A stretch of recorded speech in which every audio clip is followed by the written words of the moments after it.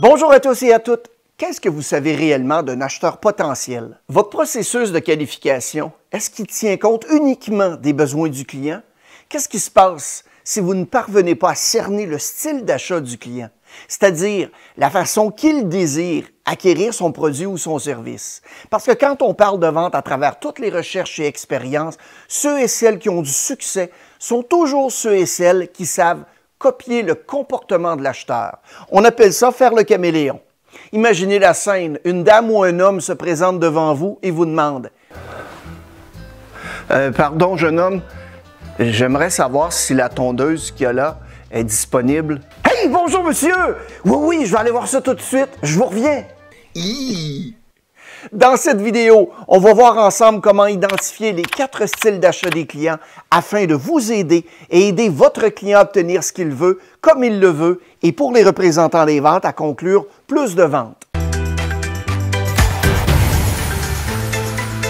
Mon nom est Mario Loubier et dans le but de vous aider à améliorer vos performances dans le domaine de la vente, de l'expérience client et évidemment du leadership, on partage sur cette chaîne des stratégies, des éléments de motivation et d'engagement parce que les émotions mènent les décisions. Pour les entreprises, nous sommes accrédités à Emploi Québec dans le cadre de la loi sur la formation. Les détails se trouvent au bas dans la fiche description. J'ai une anecdote à vous raconter. Il y a quelques années, je vendais des automobiles et à ce moment-là, j'ai eu un client qui semblait pas du tout pouvoir prendre de décision. En fait, sur une période d'environ 1 mois et demi, il s'est présenté à l'établissement où je travaillais pas loin d'une dizaine de fois. Il posait des questions sur plein de détails et des spécifications qui dépassaient vraiment mes connaissances et mes compétences. La principale question était celle-ci. Quelle est l'épaisseur de la peinture des panneaux de carrosserie? Ma réponse habituelle était du genre, elle est épaisse, est assez épaisse, elle est suffisamment épaisse. C'est pas ce que mon client voulait entendre. Aucune des réponses semblait évidemment satisfaire ses besoins concernant cette information spécifique. Et un beau jour, je lui ai montré une vidéo où les véhicules étaient construits et je lui ai montré un morceau de métal d'un panneau de carrosserie qu'un technicien m'avait donné. On a même mesuré ensemble l'épaisseur de la peinture avec une jauge d'épaisseur de revêtement de peinture. Suite à ça, il a acheté le véhicule dans la semaine qui a suivi. Son style de prise de décision était basé sur des faits et des spécifications, pas sur l'émotion. Il n'allait pas acheter avant d'avoir pu satisfaire ses besoins de détail. Même un projet qui semble parfaitement adapté peut être géré par un acheteur dont les priorités ne correspondent pas à ce que vous proposez. Plus vous perdez de temps sur des opportunités mal assorties, plus vos marges et vos taux de conclusion diminuent. Évidemment, la situation peut devenir pire si vous argumentez avec un client à la table des négociations. Est-ce que votre crainte de perdre la commande va vous faire baisser votre prix inutilement?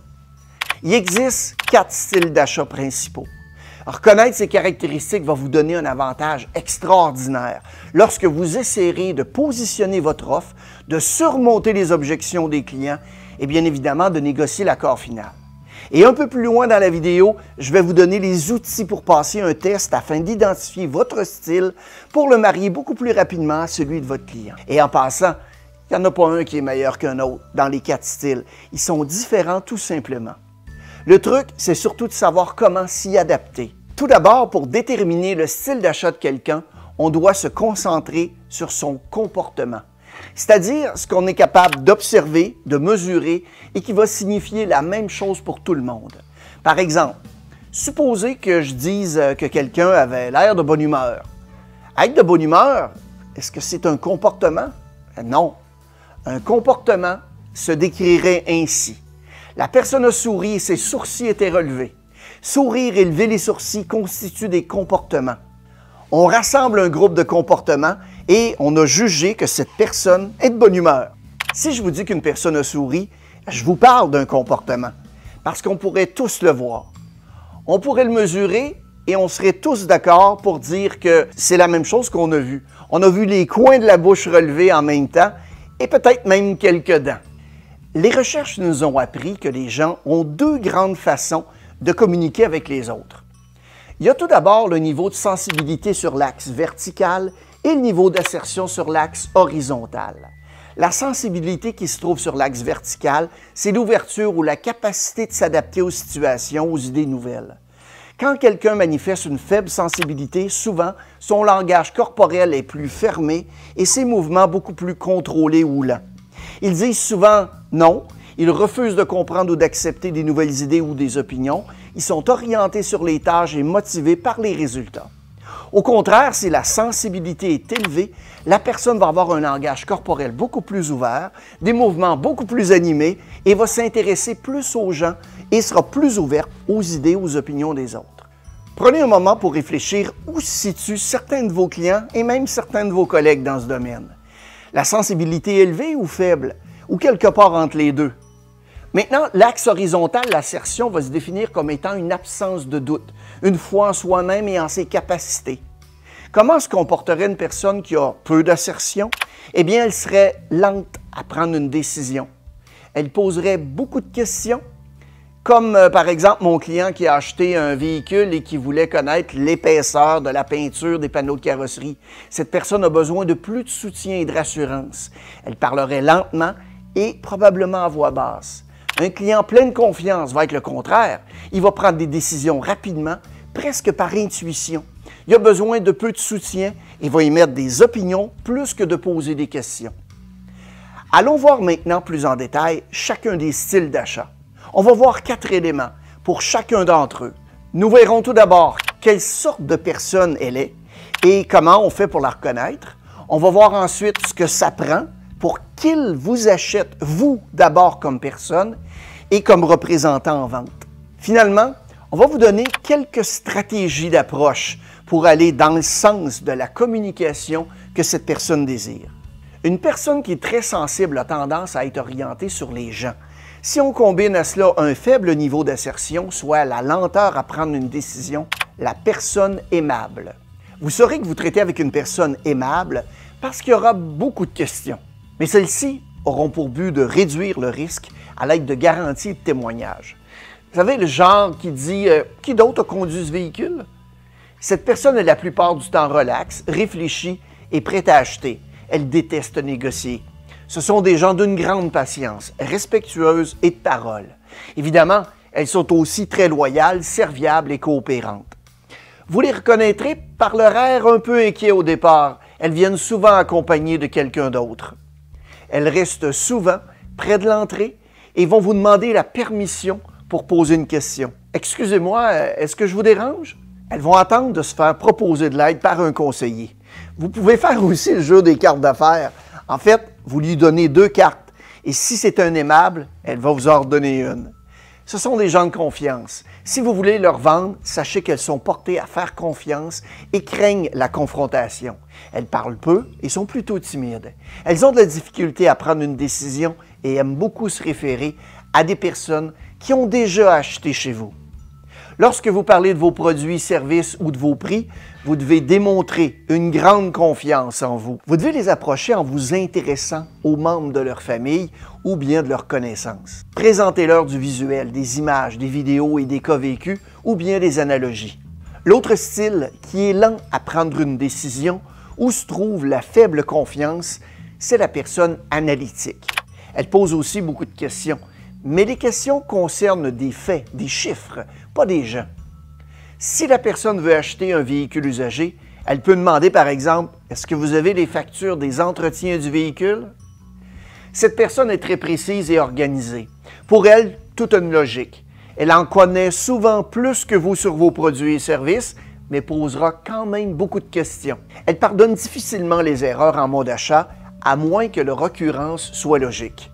Vous la reconnaîtrez par son air supérieur et le fait qu'elle veut avoir raison. Elle pose des questions très précises et évitera souvent de vous regarder dans les yeux. Ce sont souvent des personnes plus intelligentes que la moyenne. Elles apprécient d'abord et avant tout la compétence. Elles ont de la difficulté à faire confiance, car pour elles, le vendeur est un mal nécessaire. Elles détestent se retrouver dans l'embarras. Chaque mot est important. Elle accorde énormément de crédibilité à la précision des faits et des preuves que vous leur apportez. Ces personnes accorderont leur confiance si vous leur montrez des preuves de ce que vous avancez. Priorisez donc le rationnel, le quantitatif, les chiffres et les données logiques, car elles aiment les faits, les études et les résultats d'enquête. Au cadran supérieur droit se trouve le style de personne pleine de confiance et orientée vers les gens. Ces décisions sont prises rapidement en fonction du style de vie ou sur le fait qu'elle vous aime ou ne vous aime pas. Elle ne craint pas de prendre un petit risque, mais elle ne veut pas être ralentie par des faits et des détails. Cette personne est de party. Il ou elle se trouve bien en gang, en équipe. Il lui faut des amis et elle aime être reconnue. Elle est persuasive, très originale, aime la nouveauté ainsi que les nouveaux projets. Comment on fait pour la reconnaître? Eh bien, cette personne parle beaucoup, elle fait souvent des blagues, elle a tendance à être un bon consommateur ou consommatrice et aime les gadgets. Quand elle parle, elle gesticule beaucoup. Par exemple, elle va donner une poignée de main à 2 mains et aime toucher les gens. C'est quelqu'un qui est facile à convaincre si vous vous intéressez à elle. Lorsqu'il magasine, il ou elle cherche d'abord un ami, quelqu'un de confiance. Ces personnes aiment que l'on parle d'eux. Pour eux, toucher, c'est important, donc craignez pas la proximité. Il faut les faire rêver. Pour leur vendre, vous devez miser sur la qualité de votre relation. Ils aiment partager des choses personnelles. Pour communiquer avec eux et avec elles, il faut être animé et montrer et leur faire vivre des émotions. Quand ils sont en émotion, ne les laissez pas partir car ils auront tendance à ne pas être très loyaux. Enfin, au cadran inférieur droit, se trouve la personne dominante. Elle est axée sur les résultats rapides, à prendre des décisions, mais elle doit savoir ce que ça lui rapporte et elle aime aussi être en contrôle. Cette personne est exigeante avec elle-même et évidemment, elle va l'être avec les autres. Ce sont des gagnants et des décideurs, intéressés par le coût et le délai des produits et services qu'ils désirent.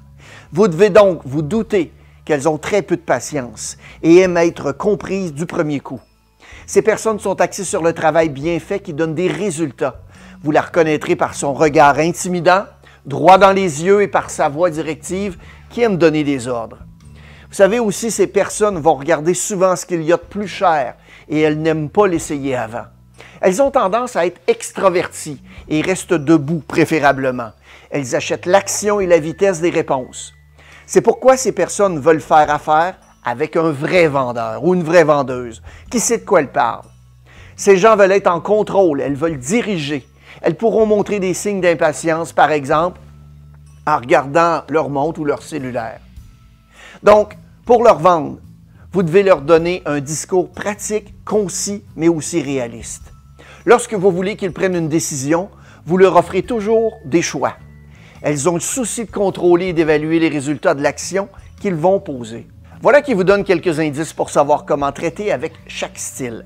Votre capacité à adapter votre style pour qu'il corresponde du mieux à celui de votre client va faire de vous un vendeur ou une vendeuse à succès. Ce trait s'appelle la polyvalence. Si vous constatez déjà des styles différents chez vos clients, vous possédez déjà probablement un haut degré de polyvalence. Vous devez maintenant savoir vous y adapter. Maintenant, pour le test dont j'ai parlé au début de la vidéo, afin de déterminer votre style. Avec ce que nous avons discuté au cours des dernières minutes, vous saurez quoi faire pour vous adapter aux autres styles que le vôtre. D'ailleurs, vous remarquerez que vous avez tendance à vendre plus efficacement aux gens qui sont semblables à vous. Il serait aussi intéressant de demander à quelqu'un qui vous connaît bien de faire aussi le test vous concernant et aussi d'échanger sur les écarts de vos réponses, s'il y en a, et de résultats. Alors, premièrement, téléchargez d'abord le test qui se trouve au bas de la vidéo et imprimez une copie. Mettez la vidéo sur pause et redémarrez une fois le tout fait.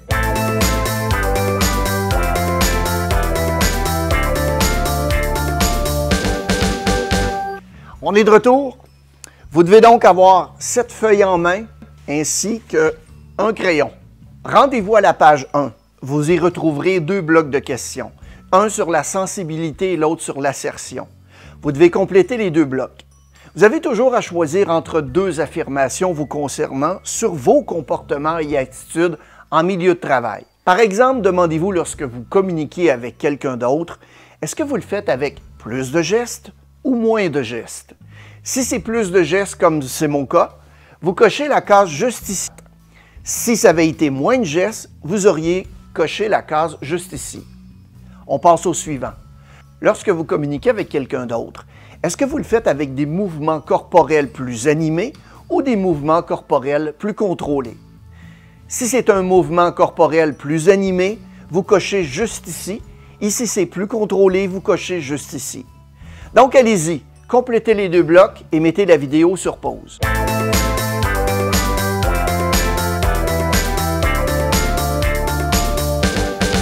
Maintenant, nous allons calculer le nombre de réponses faites par colonne. Dans mon cas, je me retrouve dans le bloc de sensibilité à 8 hauts et 1 bas. Pour ce qui est de l'assertion, je suis à 2 gauche et 7 droite. Vous allez ensuite encercler le plus haut résultat de chacun des blocs. Dans mon cas, j'encercle 8 hauts et 7 droite. Une fois cela fait, prenez maintenant la feuille numéro 2 du document et vous y retrouverez une grille qui va vous indiquer votre style. Je place donc sur la grille les 2 résultats que j'ai trouvés il y a quelques instants. Et dans mon cas, c'est 8 dans la section haut et 7 dans la section droite. Ce qui fait de moi un expressif, je suis assez certain que vous vous en doutiez. Plus vous vous trouvez à l'extrémité des cadrans et plus vous êtes représentatif de ce groupe. Plus vous devez être conscient de votre polyvalence afin de vous mouler aux autres styles. Maintenant, allez lire la description de votre style dans les pages suivantes à partir de la page 4 et écoutez de nouveau les vidéos. Vous verrez sans doute les différentes descriptions et approches d'un œil différent. Si vous êtes intéressé à prendre un test qui prend environ une vingtaine de minutes, j'ai mis quelques liens au bas de l'écran qui vous l'offrent tout à fait gratuitement. Vous aurez plus de détails sur votre style précis. Que vous soyez rouge, vert, jaune ou bleu, maintenant que vous venez voir la vidéo, qu'est-ce que vous ferez de différent? Passez à l'action et faites-moi signe. Merci pour votre écoute.